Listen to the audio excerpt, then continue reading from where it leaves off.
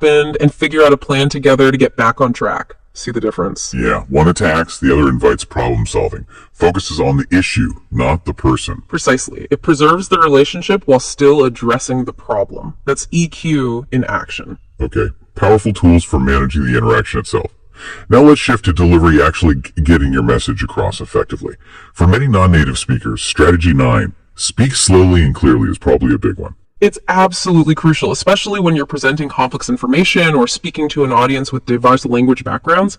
Rushing makes you harder to understand. When you consciously slow down your pace, a few things happen. You give yourself more time to think, to choose the right words. You tend to enunciate more clearly. And it helps eliminate those filler words, the ums and ahs, that can undermine your credibility. Pausing strategically can also add emphasis. How can people practice this? It feels unnatural sometimes to slow down. Recording yourself is key. Use your phone, record yourself giving a short presentation or explaining a concept. Then listen back critically. Are you rushing? Mumbling? Using too many fillers? It can be a bit cringy to listen to yourself initially, but it's incredibly effective for identifying habits you didn't even know you had. Okay, self-analysis through recording. Good tip. Now, once we're speaking clearly, how do we make the message memorable? That brings us to strategy 11. Communicate through stories. Why stories in a business context? Because pure data and facts, while important, often don't stick. Stories connect with people on an emotional level. They make abstract concepts feel tangible and relatable. A good story has structure, right? A beginning, the situation or problem. A middle, the action taken or challenge faced. And an end, the result or lesson learned. If you can weave your key message into a brief, relevant story, it's far more likely to resonate and be remembered than just stating the message baldly. Can you give a quick example of how that might work? Sure. Let's say you're trying to convince your team to adopt a new collaborative process. Instead of just listing benefits, you could say, remember the Project Phoenix deadline last quarter? Beginning the challenge. We had those frantic last 2 days trying to integrate everyone's updates manually. Middle the struggle. If we'd had this new process then, it would have saved us probably a day's worth of rework and a lot of stress, and the benefit result. That's the kind of efficiency I'm talking about. See? It makes the benefit concrete through a shared experience. Yeah, that lands much better than just saying, this will improve efficiency. Okay, stories are powerful. What about the voice itself? Strategies 12 and 13 cover voice modulation and projection. Right. How you use your voice impacts your perceived authority and keeps listeners engaged. A flat, monotone delivery signals boredom or lack of confidence. Modulating your voice means varying your pitch, high-low, and volume, loud-soft. You don't need to be overly dramatic, but subtle shifts can make a big difference. For example, you might slightly raise your volume and pitch on a key phrase to emphasize its importance. And this is the critical deadline we cannot miss. It draws attention. And projection. And it's not just about being loud, is it? No, definitely not just shouting. Projection is about using your breath support, breathing from your diaphragm, so your voice carries clearly and resonates without straining. If you have to speak in a larger room or without a microphone, practicing projection is important. It makes you sound more confident and ensures everyone can hear you comfortably. It's a physical skill you can develop. Okay, so clarity, preparation, nonverbals, tone, listening, EQ, pace, stories, and voice control. Yeah. That's a comprehensive toolkit. It covers a lot of ground. Now let's talk about speeding things up. The toolkit is great, but people want quick wins too. You mentioned some clever tricks for faster progress. Yeah, these are more like focus techniques or hacks, if you like, that can give you a boost relatively quickly. They often leverage psychology a bit. Okay, hit me with trick 1. Focus practice using time boxing, like the Pomodoro technique. Exactly like that. The idea is intense focus on one specific skill for a short burst, say 25 minutes. So for 25 minutes, you might only work on writing concise email subject lines. Then maybe take a short break, and for the next 25 minutes, you practice only active listening by transcribing a short business dialogue. It prevents feeling overwhelmed by trying to improve everything at once. Hyper-focus for short periods. I like that bite-sized practice trick too. Shadow professional videos. What does shadowing mean here? It's more than just listening. You find a video of a skilled communicator, maybe a TED Talk speaker, a business leader giving an interview, and you try to speak along with them, mimicking their speech patterns in real time. You're copying their rhythm, their intonation, where they pause, where they put emphasis. It helps train your mouth and brain to adopt more natural-sounding professional English cadence. It's like muscle memory for speech. Interesting. Okay, trick 3. Role play with AI tools. This sounds very current. It is, and it's incredibly useful because it's a safe space. Yeah. You can use tools like ChatGPT. Give it a roll. You are a demanding client unhappy about a project delay. Ask me difficult questions. Then you practice responding, typing, or even speaking your answers. You can try out different phrasings, practice using those I statements for EQ, work on staying calm under simulated pressure, all without risking a real relationship. Low stakes, high repetition. Great for building confidence. Trick 4. The 3-second response rule. This sounds intriguing. This one targets that hesitation many learners have, where they mentally translate or try to perfect the sentence before speaking. It often leads to awkward pauses. The rule is simple. When asked a question in a meeting or conversation like, "What are your thoughts on this?" You force yourself to start speaking within 3 seconds. Wow, okay. Even if the first words aren't perfect. Even then, the goal is to train your brain for quicker retrieval and delivery, to prioritize getting the thought out over achieving grammatical perfection in that instant. It builds fluency and confidence under pressure. That sounds challenging but effective. Trick 5. Build a phrase bank journal. This is about actively collecting useful professional language. Don't just learn single words. Collect whole phrases or sentence chunks you hear or read. Things like, "Let's circle back to that point," or "Could you elaborate on the potential risks?" or to play devil's advocate for a moment. Write them down in a dedicated notebook or file. Then consciously try to use them in your own speaking and writing. It quickly elevates your language beyond basic vocabulary. So you're actively harvesting professional language. Yeah. Nice. And the last hack, trick 6. Mirror practice. This ties back directly to the nonverbal cues we discussed. Practice delivering a short pitch or handling a difficult conversation point while looking in a mirror. It gives you immediate, honest feedback. Do your facial expressions match your words? Are you standing confidently? Are you making eye contact with your reflection? Do you have any distracting nervous habits? If you're saying, "I'm fully confident in this plan," but your reflection shows slumped shoulders and a worried frown, you know there's a disconnect you need to fix. It builds self-awareness. Okay, those 6 tricks seem like very actionable ways to get some momentum quickly. They are. They focus on specific actions you can take today. So we have the foundational strategies, we have the acceleration tricks. How do people bring this all together? How do you move towards real mastery? Integration is key. It's not enough to know these things, you have to make them habits. This means building communication practice into your daily routine. Maybe you dedicate 15 minutes each morning to reviewing your emails, specifically looking for the 5 C's. Maybe you use your commute to do some shadowing practice, like we mentioned. Small, consistent actions build up over time. And feedback remains crucial, right? You can't just practice in isolation. Absolutely not. You need structured feedback. Ideally, find a mentor, a trusted colleague, maybe even a language coach who can give you honest input on your professional communication. And don't just ask, "How did I do?" Ask specific questions. Was my explanation of the budget clear enough? Did my tone sound collaborative during that negotiation? Even better, if possible and with permission, record yourself in a real or simulated professional interaction and review it together. That's where the deep learning happens. You have to see feedback as a gift, not criticism. Yeah, shifting that mindset about feedback is huge.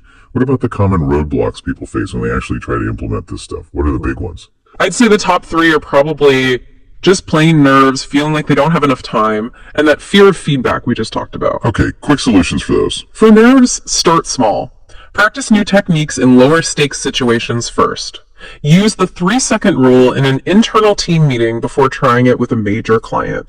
Gradual exposure builds confidence. For time limits, embrace micro practices. Those tiny pockets of time during the day. Waiting for a meeting to start. Walking to get coffee.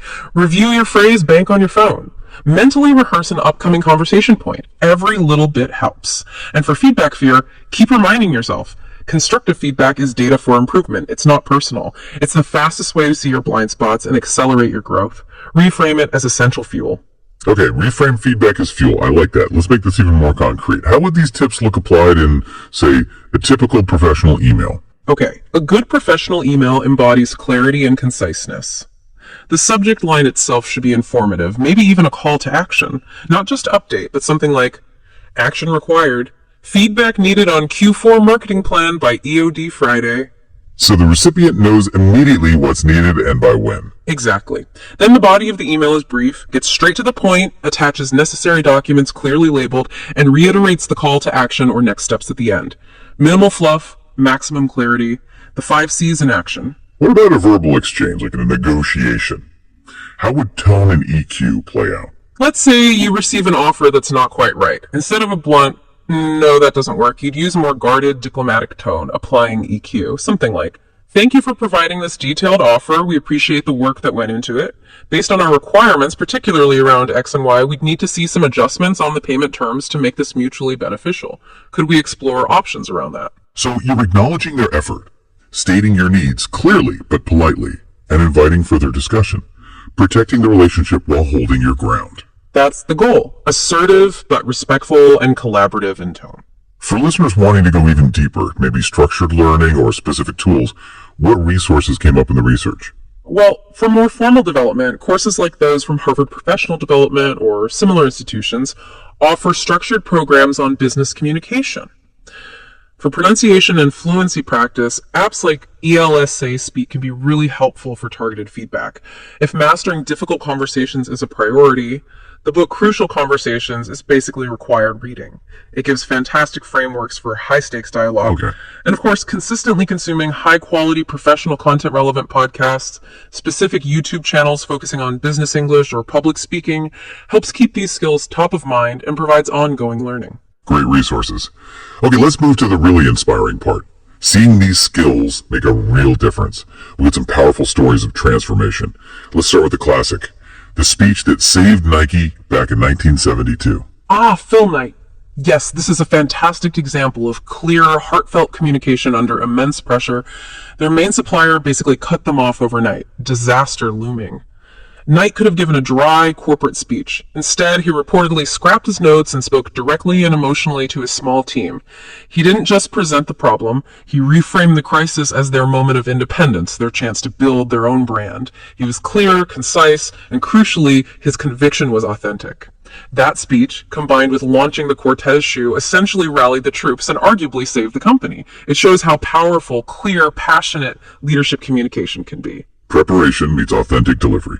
Okay, next up, a story about strategic communication building a whole tech scene. The strategy that built Austin's tech hub in 1983. Right, this was the battle to land MCC, a big tech consortium. Dozens of cities were competing fiercely. Austin's winning pitch wasn't just about tax breaks. They did their homework, preparation, and understood the key decision maker, Bobby Inman, was deeply concerned about attracting and retaining top talent, meaning quality of life was paramount. So, in their crucial breakfast pitch meeting, they focused their message cohesively on Austin's strengths for employees, the schools, the culture, the housing. It was a complete message tailored precisely to the decision-maker's core concern. Inman reportedly made his decision right there. It's a masterclass in understanding your audience and crafting a cohesive, concrete message around their needs. Amazing. Okay, let's bring it down to individual transformations. Tell us about Yulin, the accountant in NYC. Yulin's story is really about the power of consistent, focused effort. She was technically skilled, a senior accountant, but struggled with confidence and fluency in English meetings after joining a new firm. It was causing real anxiety. She committed to a 9-month self-improvement plan. Daily immersion, joining specific programs or groups focused on professional English, even starting study groups to practice industry terms. Crucially, she pushed herself to speak up in meetings, applying the strategies even when it felt uncomfortable. She sought feedback. And over time, as she said, the butterflies were gone. She went from feeling paralyzed to confidently contributing. It shows that deliberate practice really does transform ability and confidence. Consistency pays off. And sometimes it's about mastering one specific element, like with Charmin's pace control. Yes, Charmin's challenge was very specific. She spoke too quickly, especially when presenting data, making her hard to follow. This is a common issue. She focused intently on Strategy 9, slowing down, enunciating clearly, using pauses strategically. It wasn't about learning new vocabulary, it was purely about controlling her delivery pace. Mastering that one element made a huge difference. She became much easier to understand, her colleagues were more engaged, and her professional standing improved noticeably. A very practical, focused win. It shows you don't have to fix everything at once. Okay. And these skills can ripple outwards too, right? Like with Rosette's content creation leap. Absolutely.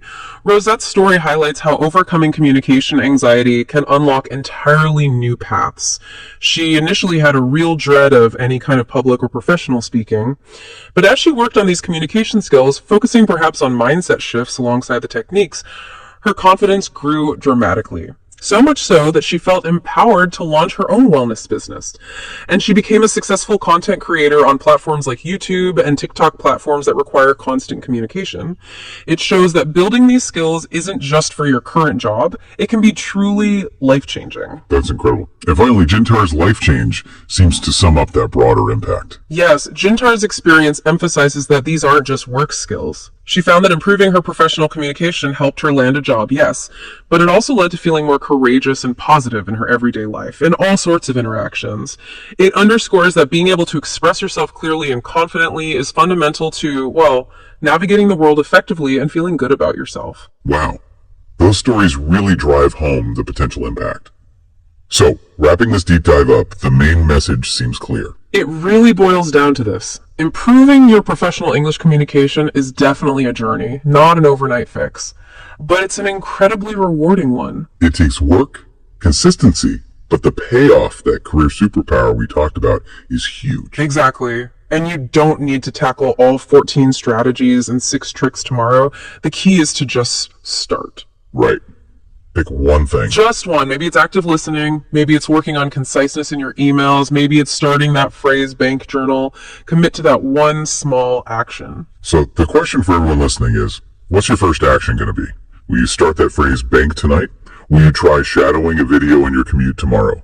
Your breakthrough really does start with that first step. This has been incredibly insightful. Thank you for breaking down such a crucial topic. My pleasure. It's vital work for anyone looking to succeed professionally today. Thank you for joining us for this deep dive on communication skills and professional English. Keep practicing and thrive professionally.